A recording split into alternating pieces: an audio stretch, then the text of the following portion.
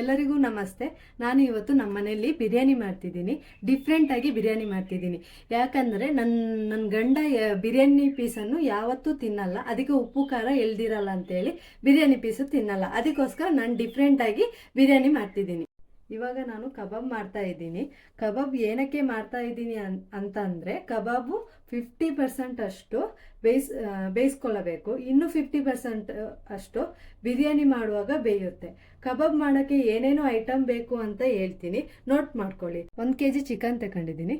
Chicken ಚೆನ್ನಾಗಿ ತೊಳೆದಿಟ್ಕೊಂಡಿದ್ದೀನಿ, ನೋಡಿ ಚೆನ್ನಾಗಿ ತೊಳೆದಿಟ್ಕೊಂಡಿದ್ದೀನಿ.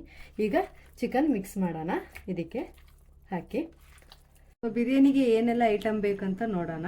ನೋಡಿ, 2 ಈರುಳ್ಳಿ ತಗೊಂಡಿದ್ದೀನಿ, 2 ಮೆಣಸಿನ್ಕಾಯಿ ತಗೊಂಡಿದ್ದೀನಿ, ಅರ್ಧ ಕಪ್ ಅಷ್ಟು ಕೊತ್ತಂಬರಿ ಸೊಪ್ಪು ತಗೊಂಡಿದ್ದೀನಿ, ಆಮೇಲೆ 2 ಟೊಮೆಟೊ ತಗೊಂಡಿದ್ದೀನಿ, ಕುಕ್ಕಿಂಗ್ ಆಯಿಲ್ ಮತ್ತು ತುಪ್ಪ ಮಿಕ್ಸ್ ಮಾಡಿ ತಗೊಂಡಿದ್ದೀನಿ. ಕುಕ್ಕಿಂಗ್ ಆಯಿಲ್ 2 ಸ್ಪೂನ್ ಐತೆ, ತುಪ್ಪ 1 ಸ್ಪೂನ್ ಐತೆ. ಆಮೇಲೆ ನೋಡಿ ನೀಟಾಗಿ